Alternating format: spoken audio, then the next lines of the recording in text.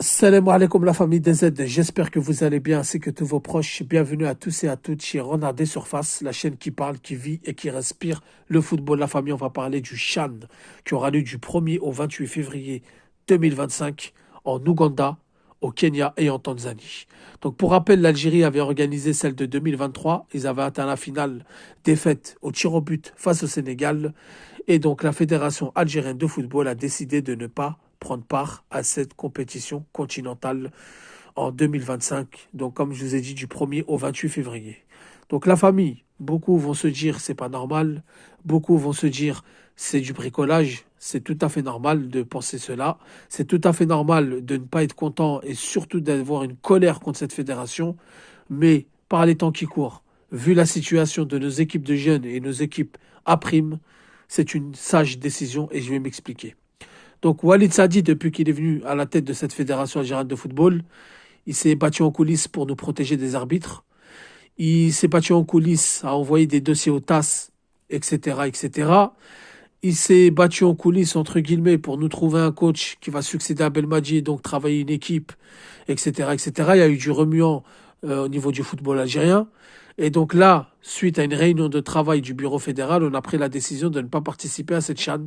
Et pourquoi c'est logique? Tout simplement parce qu'on n'a pas préparé les équipes de jeunes, on n'a pas préparé les équipes à prime, on n'a pas nommé de coach. Jusqu'à présent, il n'y a que des rumeurs. Un coup, on nous annonce Neguiz, un coup, on nous annonce d'autres, mais il n'y a rien de concret. Donc si c'est pour aller se faire Hachem, déjà, il y a les éliminatoires en octobre, on va affronter soit le Maroc, soit la Libye, ou soit, il me semble, hein, vous me reprendrez en commentaire si je me trompe, la Tunisie ou l'Égypte.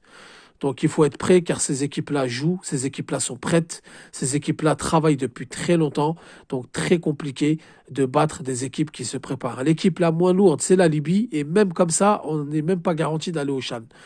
Donc, c'est pas une question de déclarer forfait ou pour avoir peur, etc. C'est une question qu'on n'a pas travaillé, on n'a pas de coach. Au niveau des A-primes, depuis que Bouguera est parti, le poste est vacant. On n'a pas de coach. On n'a pas préparé l'équipe. Le championnat algérien, ils veulent garder leurs meilleurs éléments. On n'a pas préparé l'équipe de jeunes. À la rigueur, la meilleure chose qu'il aurait pu avoir, c'est envoyer les U20 ou les U23. Mais encore une fois, on n'a pas préparé, surtout les U23. On ne les a pas préparés. Le niveau des U20 est catastrophique. Donc, la Fédération algérienne de football, je pense qu'ils ont pris la bonne décision, à condition de prendre ça en note et de travailler à partir de maintenant. Faire l'impasse sur cette chaîne, parce qu'on ne va pas se mentir, la famille.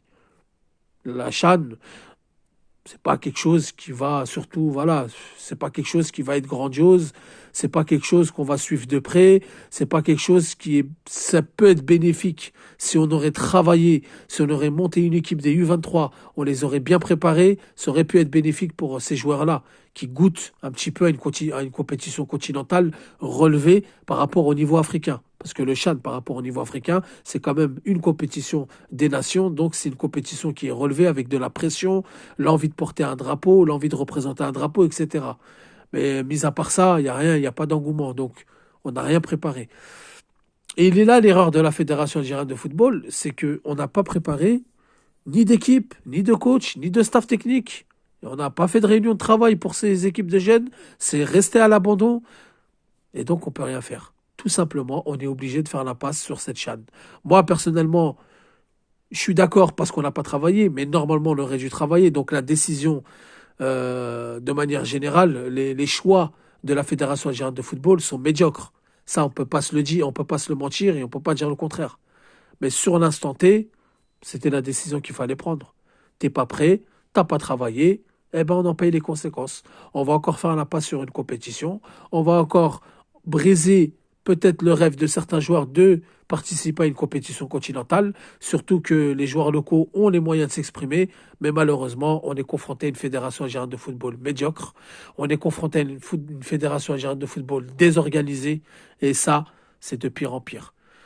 Je l'ai toujours dit, si on aurait gardé ZFZF, la situation ne serait pas la même. On aurait travaillé, j'imagine il aurait travaillé les équipes de jeunes, je pense bien qu'il aurait travaillé une équipe à prime, etc., etc. Or que là, on n'a pas de coach, on n'a pas de staff technique et on n'a même pas de joueurs qu'on a préparés, on n'a même pas fait de stage de joueurs locaux pour préparer cette chaîne. Donc voilà, les éliminatoires, ils arrivent très vite, il me semble que c'est au mois d'octobre. Ensuite, le CHAN, il arrive très vite, début février 2025. Et donc voilà. La famille, dites-moi ce que vous en pensez en commentaire. Dites-moi si vous êtes d'accord avec moi. Dites-moi ce que vous pensez de la décision de la Fédération algérienne de football. Je vous répondrai. Sur ce, je vous dis salam alaikum, que la paix soit sur vous.